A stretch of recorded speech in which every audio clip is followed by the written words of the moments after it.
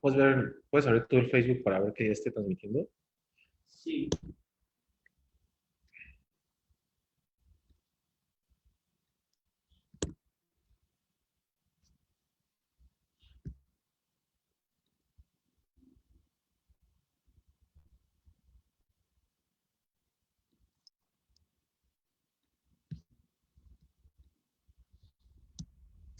¿Desde dónde estás? ¿Desde Jorge o desde tu perfil, desde cuenta? Acá de mí.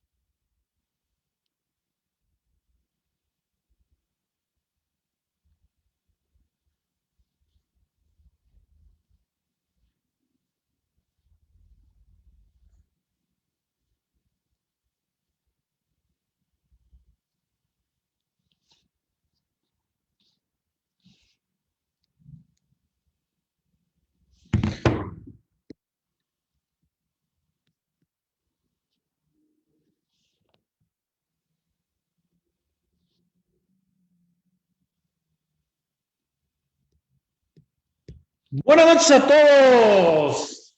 Este es un episodio más de Sin Miedo al Éxito podcast. Estamos comenzando la temporada 2, este es el episodio 1. Y miren, ya tenemos un poquito más de infraestructura, ya una sonografía diferente para los que nos están viendo. Vamos a ver si este audio mejora y un poquito de iluminación, ¿no?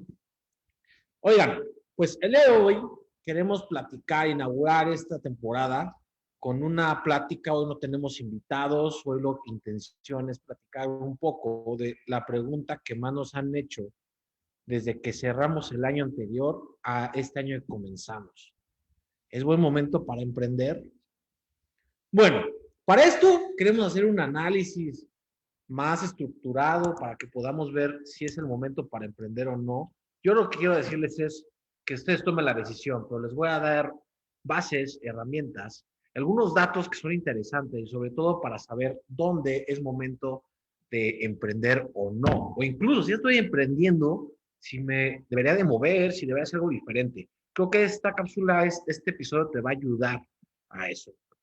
Igual, si tienes tus dudas, ya sabes, siempre nos puedes comentar en nuestras redes y tocaremos algunos temas que sean de tu interés en siguientes episodios. Bien, vamos a empezar. Vamos a entender un poco el contexto. A mí me encanta empezar por la parte económica. Aunque la parte macro dicen por ahí que no afecta tanto a los pequeños negocios, yo creo que es la que más afecta, porque tiene un efecto multiplicador en todas las industrias y eso nos va a hacer entender si tengo consumidores de ciertas industrias, a lo mejor voy a tener un consumo menor.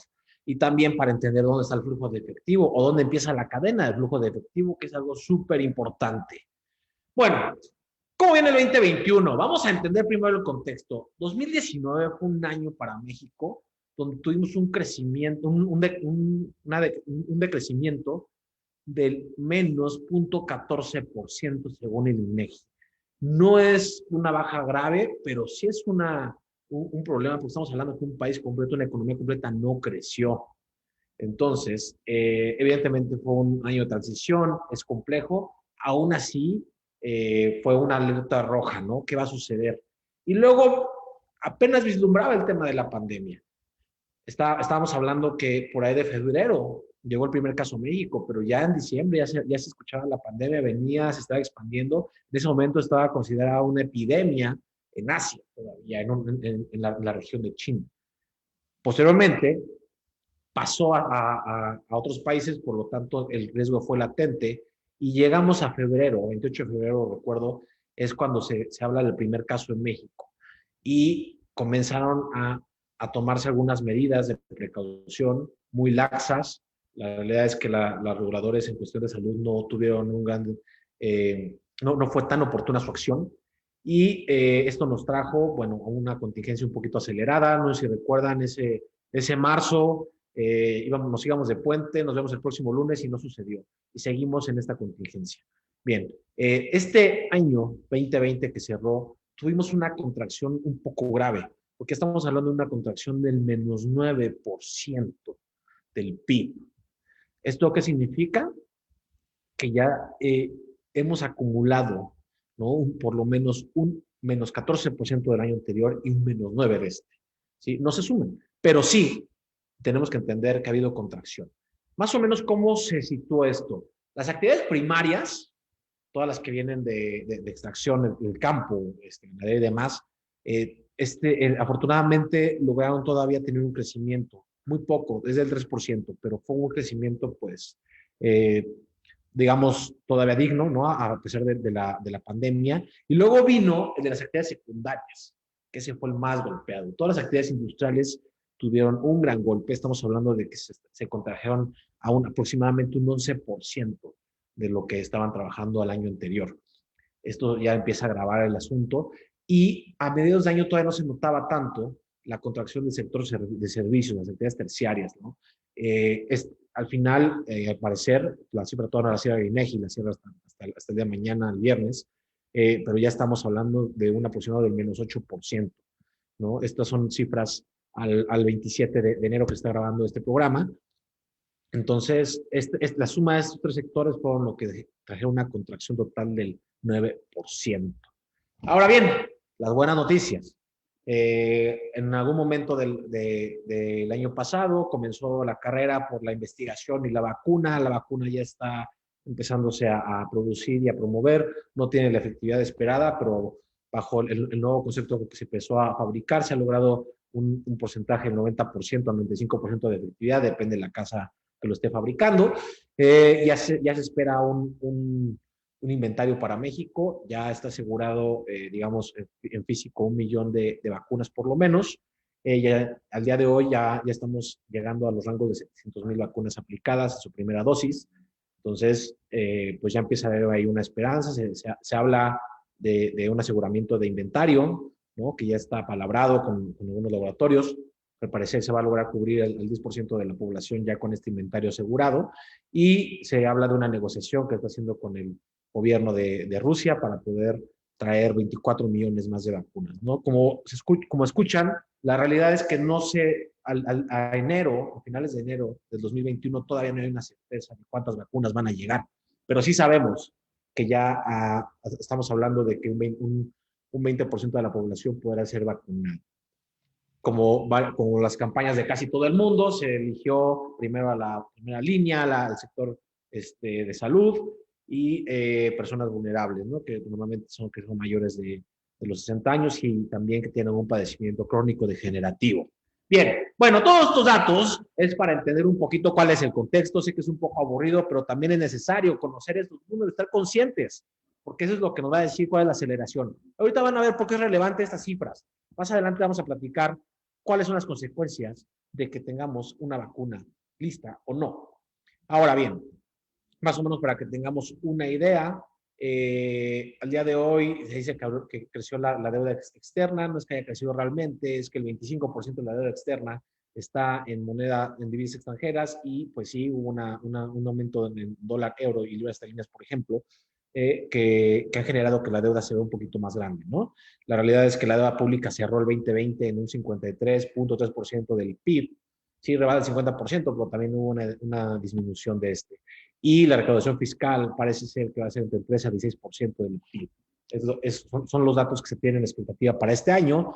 Vamos a tener una inflación entre el 3.5%, y no, la inflación no es mala, la inflación es buena. Está muy chido que tengamos inflación, porque significa que se está acelerando la economía y eso es bueno. Al final es un factor que está cuidando el Banco Central de México, Banxico, y también se escucha por ahí el tipo de cambio, ¿no? Tuvimos una baja en el tipo de cambio bastante buena por ahí de diciembre, perdón, en 2020, y ahora tuvimos un alza. Estamos pensando, se proyecta que al final del 2021 vamos a tener un tipo de cambio de 20,65 aproximadamente, y se dice que la tasa de referencia va a continuar en niveles bajos. Se estima que si existe esta recuperación y esta distribución de la vacuna a tiempo, vamos a tener hasta un 4% la tasa de referencia, que sigue siendo buena. Recordemos que los años pasados disminuyeron las tasas, eso es bueno. Y ser una economía en vías de desarrollo, es bueno tener una tasa a ese nivel. Nos vemos muy competitivos en el mercado internacional. Bien, ahora, cifras de COVID. ¿Qué sucede? Al día de hoy, finales de enero de 2021, estamos acercando al 1.8 millones de infectados, que representa el 1.4 de la población total, una base de 130 millones. ¿Sí? Y hay una mortandad de 150,000 muertes aproximadamente, que está representando un 8.5% de muertes de acuerdo al nivel de infectados. ¿Sí? Esto es un número muy grande, somos también una población muy densa, eso también lo ha complicado. Y sí, los focos rojos son las ciudades más pobladas y más densas, esa es la realidad, ¿sí? Entonces hay que entender cómo es que está funcionando este coronavirus y cuando llegamos a la etapa de COVID en los pacientes, para saber hacia dónde nos tenemos que mover. Ahora sí, ya vamos a olvidarnos de estos números aburridos, que espero que de algo se hayan servido y tengan un resumen muy sintetizado acerca de cómo vamos a tener este 2021 en cuestión económica. Ahora les quiero hablar un poquito sobre cuáles son las consecuencias que está trayendo. Vamos a hablar primero de lo negativo. El mercado, ¿cómo se ve? Hay una disminución estimada de ingresos del 46% en promedio, es decir, de lo que ganaba antes la gente, en promedio está dejando de ganar 46%. Pero esto se debe a varios factores, no todo es directamente a salarios, sino también porque la mayoría de los bonos por metas comerciales o por eficiencias se han eliminado. Esto, la verdad es que hay un sector muy grande de la población que realmente genera ingresos por medio de ingresos variables, ¿no? Y que tienen que ver con ciertas metas comerciales, por eso que se escucha tan grande, ¿no? Y también porque se han tenido que disminuir muchas empresas para sobrevivir todas las prestaciones, ¿no? Todo ese sueldo bruto, esa parte del sueldo bruto que no nos llega a la bolsa tal vez, pero que cuenta dentro del tabulador. Y también, pues sí ha habido un rango de sueldo menor, una encuesta para MIPYMES para entender más o menos en qué rango se había disminuido, se habla de un 20% en promedio. Todas las empresas han disminuido los sueldos de los empleados. Ahora, se dice que el año cerró con 1.1 millones de empleos formales perdidos. Se estima que el cierre a diciembre, que todavía no lo tenemos reportado, estamos terminando enero, vamos a estar sobre 1.3 millones de empleos formales perdidos. Habrá que analizar, porque también eso significa que a lo mejor muchos de esos empleos perdidos, hay que entenderlo, es que se van a un comercio informal o también, y la noticia que me agrada más es que quizá han emprendido. Esto ha traído como consecuencia cambios en los hábitos de las personas. Todo este desastre que acabamos de hablar, pues, ¿cuál ha sido el mayor impacto y de lo que muchos han estado hablando?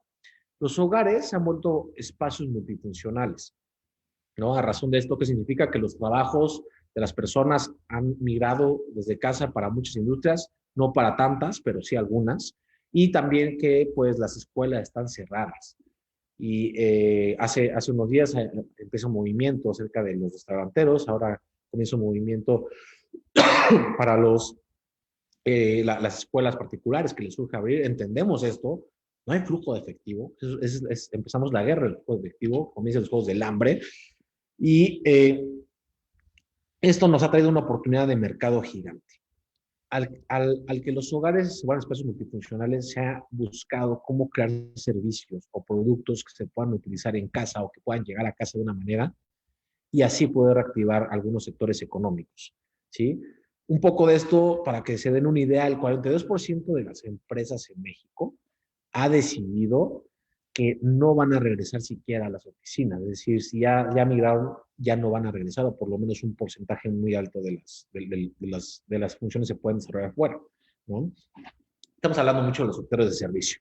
Ahora, también por ahí hay una encuesta bastante interesante que habla sobre el regreso a los gimnasios. Las personas, hasta que no se encuentre la vacuna realmente dispersada, no van a regresar el 70% de los usuarios a los gimnasios. Por ahí es un área de oportunidad gigante, porque significa que hoy se va a consumir mucho más de fitness para los hogares. Y el regreso a clases se ve lejano. ¿no? Como les decía hace un momento, algunas escuelas ya empezaron como a buscar, a explorar este modelo híbrido, donde vayan de manera escalonada o vayan alternando asistencia a los alumnos. Aún así, hay un gran riesgo ahí, ¿no? Al final, en educación básica, educación media superior y media en general, pues pueden ser portadores y pueden mostrar pocos síntomas, ¿no? Entonces es un doble riesgo, por lo tanto yo creo que todavía es una decisión un poco compleja de tomar. También la realidad es que es una industria en la que ha habido un problema de adaptación tremendo, ¿no? No se contó con la velocidad que se pretendía para poder llevar un programa escolar como estaban antes, ¿no? Pero bueno. Bien, bueno, entonces ya sabemos que los usuarios ahora van a ser espacios multifuncionales, hay un área de oportunidad para los negocios. Y hábitos de consumo. Esa es la parte, ahora sí, empieza lo bonito. La pandemia ya se estudió que ha acelerado 3 años el consumo digital en México a nivel de volumen de usuarios. Eso está chingoncísimo, porque ¿qué crees? Al día de hoy, tú ya puedes vender más lejos, sin fronteras, porque tu geografía es Internet.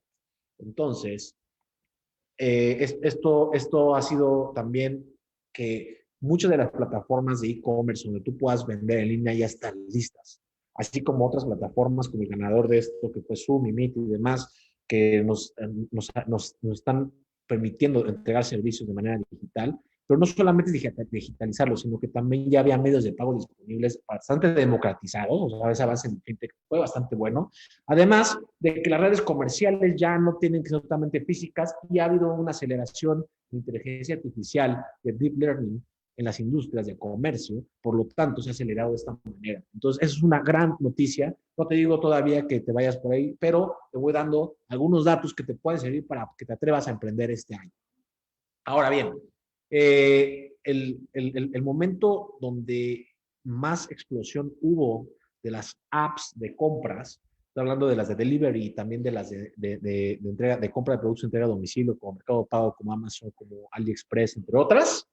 En México, de mayo a julio de 2020, hubo un aumento del 90% de usuarios. Significa que prácticamente se duplicó el número de usuarios en solamente 2 meses. Quizá tuvo que ver que se rompió la barrera de la confiabilidad de las plataformas y además todo esto, el usuario no dejó de comprar, es decir, no fue necesidad de una sola ocasión, sino no.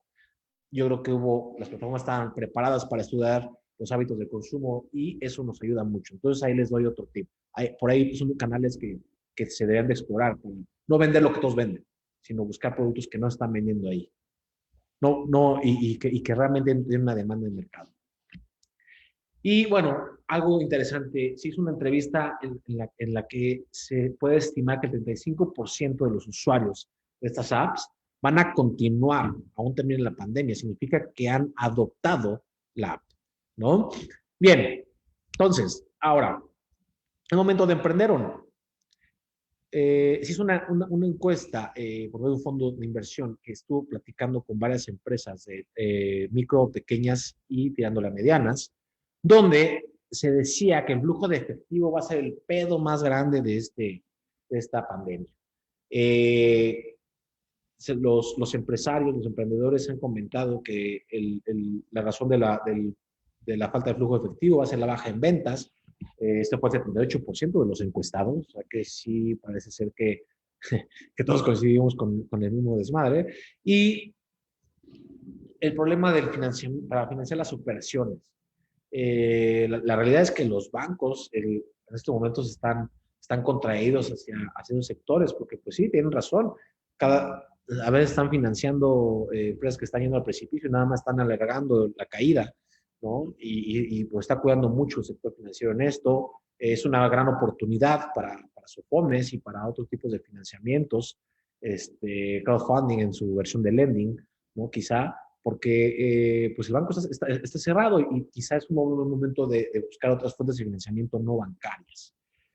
Y ¿qué es lo que las empresas opinan acerca de levantar ventas? El 44% de ellas coinciden en estrategias de marketing.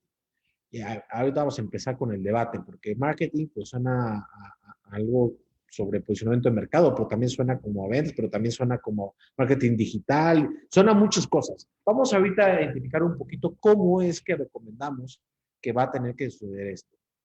Bien, uno, vamos a tener que tener como premisa la adaptación al usuario y no al usuario educarlo.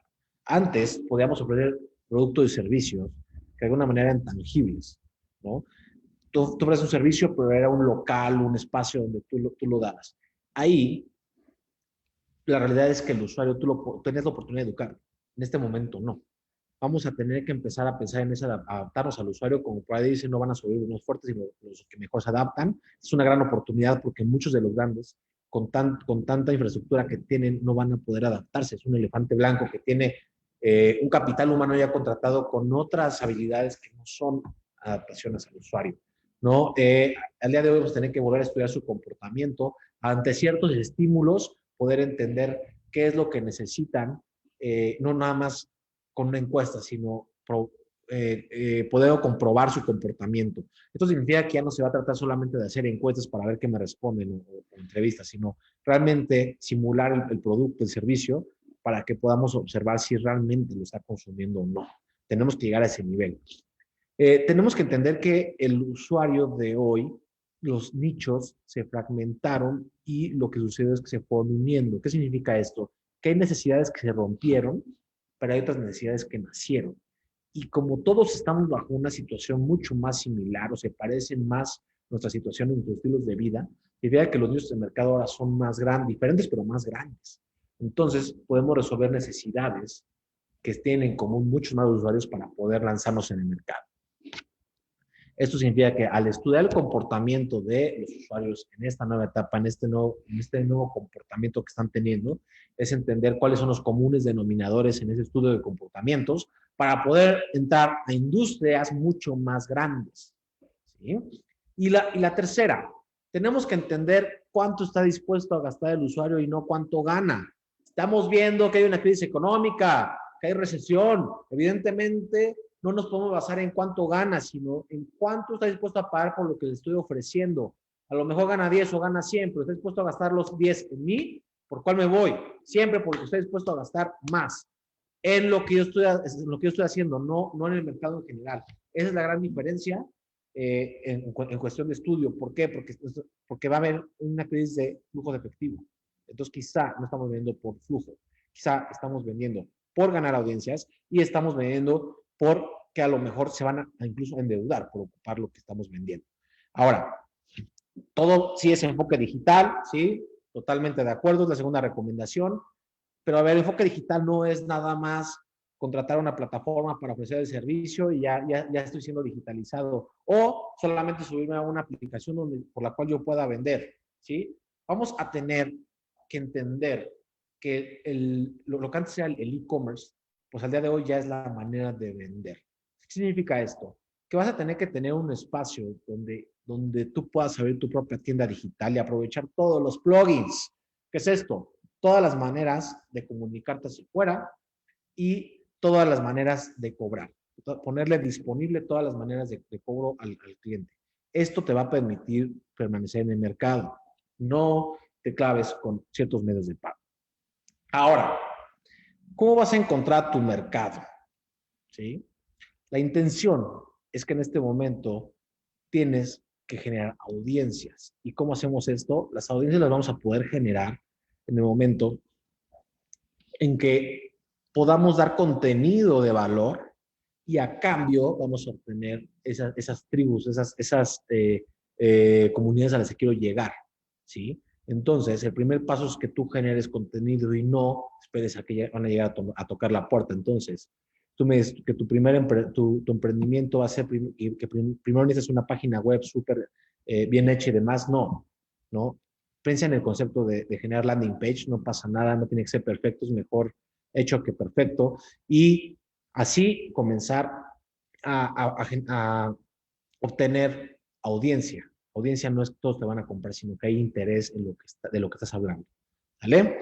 Bien, el siguiente punto y en la tercera recomendación que te queremos hacer es que en este momento las marcas tenemos que ser mucho más cercanas con los usuarios.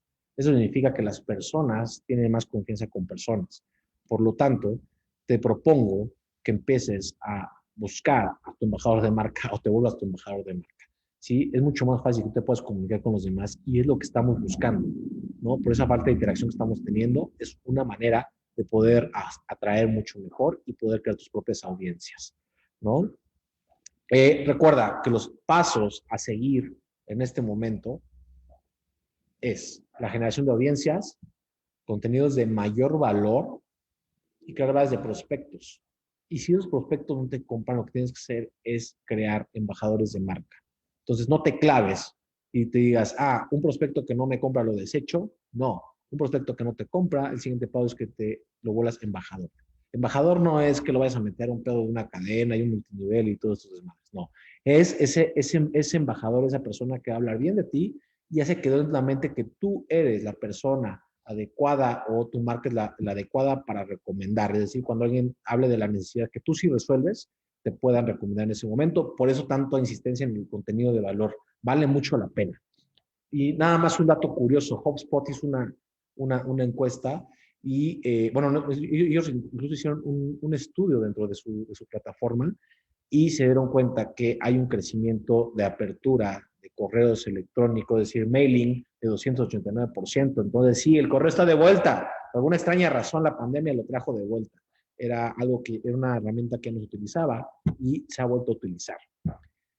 Ahora, hay algo muy importante que está sucediendo en el consumo masivo, que se está enfocando más en lo personal, ¿sí? Todo lo que tenga que ver con desarrollo de la persona y cuidados comienza a tener un auge muy fuerte, ¿no? Ya no es tanto qué gano yo si lo consumo, sino qué me va a ayudar a hacer más si lo consumo. Las relaciones, esta parte comercial está volviendo más que transaccional, se ha vuelto relacional. Se dan cuenta, no he dejado de hablar sobre crear comunidades y audiencias y demás, ¿no? Suena muy a marketing digital, pero esto ya existía antes. El tema es que hoy es la manera más eficiente, óptima y con un bajo presupuesto para poder empezar a emprender. Y un tip que también les quiero dejar, nos encontramos una estadística muy cagada de Pinterest, que la frase de mantener un estado positivo ha crecido un 67% durante esta pandemia. Eso significa que las personas están buscando más allá de lo estético, como les decía, de lo transaccional, como mantenerse en un estado positivo, como esa búsqueda del bienestar. Cagado, ¿no? Antes vivíamos en un mundo tan acelerado que no nos damos cuenta de eso y ahora está ganando terreno.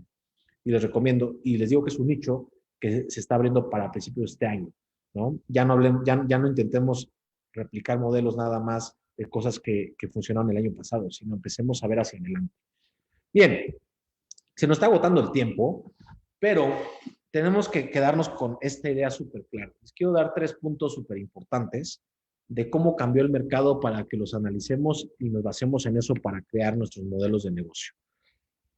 Antes, cuando tú tienes una relación con un consumidor o con tu mercado, tienes una comunicación bidireccional, un intercambio. El día de hoy, eso ya no existe. Antes, cuando tú ibas a un establecimiento o el establecimiento de alguna manera llegaba a ti por medio de un servicio de entrega, existía todavía ese negocio inmobiliario, donde las amenidades del espacio te convencían. Pregúntale a las escuelas. En las escuelas con mayor infraestructura en estos momentos son las que más están padeciendo porque sus flujos de efectivo eran gigantes. En el momento en que los flujos de efectivo bajan, los fierros siguen costando, el mantenimiento se tiene que seguir dando. Es un pedo. Entonces, ahora esos negocios inmobiliarios donde te convencían con las instalaciones, donde a pesar de todo el servicio pudiera no ser el mejor, ya no funciona así. En este momento tenemos una comunicación unidireccional, es decir, tú hablas hacia una cámara como lo estoy haciendo en este momento, y falta ver que de otro lado lo entienda el mensaje que estás queriendo dar. Y eso cuando se pasa a un discurso de venta es muy complejo. Entonces, hay que entender que en este momento vamos a dar un contenido unidireccional y que los servicios se vuelven de valor omnipresente. ¿Qué es esta madre de omnipresente? Que a pesar de que tú no estés frente a un cliente, tú no estás frente a un prospecto, se pueda generar la venta y además se disfrute. Es esto que está de moda de los unboxings, de los giveaways, todas estas experiencias que son para generarte un bienestar, todo eso es lo que va a generar el diferenciador en este momento. No cometas el error de ir a la pinche guerra de precios. Las recesiones económicas es donde se afectan más las industrias. Las industrias se caen en el momento en que el de al lado ofrece unos centavos más barato que tú, y luego tú ofreces más barato, y el otro más barato, y luego tu oferta de valor está basada en descuentos. Eso no genera nada a la industria, la rompe. Entiéndelo. Bien, segundo punto, quiero cerrar esto, es que hemos pasado de un enfoque de control de la entrega, de gestión de riesgos, es decir, donde el negocio tenía todo el control de su lado y tenía todo un espacio para poder gestionar, poder prevenir ciertos riesgos en su establecimiento o a la hora de dar el servicio. El día de hoy se vuelve una prevención de experiencia y un aprendizaje acelerado y profundo de los usuarios. Es decir, todos los productos van a evolucionar muchísimo más rápido porque vas a ir aprendiendo después de cada entrega, después de cada sesión, después de cada lo que quieras que estés entregando, ¿sí? Y eso te va a hacer que el producto va a tener que ser incremental a una mayor velocidad, ¿sí? Entonces, cuando tú vas a entregar un servicio de manera digital o por medio de un tercero que te va a ayudar a hacer la entrega, tienes que tener una prevención a la experiencia, es decir, cómo lo siente, no nada más si lo compró y lo recibió, sino una vez que lo recibió, cómo lo sintió, establecer un canal de comunicación para poder obtener información de si funcionó o no funcionó, y en ese momento vas a tener un alto diferenciador, mientras no. Ya no nos vamos a encargar solamente de si entrega o si llega al usuario, sino es cuánto puedo aprender de él en este momento. Esto existía antes, ¿eh? No es nada nuevo. Más bien se aceleró, como les decía hace un momento. Es una aceleración, ¿no? Entonces, ya no estamos hablando de tendencias que van a suceder un año después. Estoy hablando de tendencias que van a suceder después de 5 o 6 años después del 2020. Y por último, la última lección. Entrega de valor en el lugar, experiencia de usuario. Ahora lo que vamos a hacer es despertar emociones poniendo una entrega a distancia y crear expectativa por medios digitales. Es decir, para que yo genere un vínculo de conexión con mi usuario a la hora de generar una venta, no es nada más saber que le llegó, sino cómo le voy generando expectativa cuando esté en camino. ¿Esto qué significa? Que vamos a estar en el top of mind de las personas y así, cuando la experiencia se lleve a cabo, vamos a lograr un choque emocional positivo. Entonces, ahora no nada más se vuelve el delivery, el momento de que sucede la clase, la sesión, el servicio que se va a dar, la entrega del producto, que vaya al aparador. No.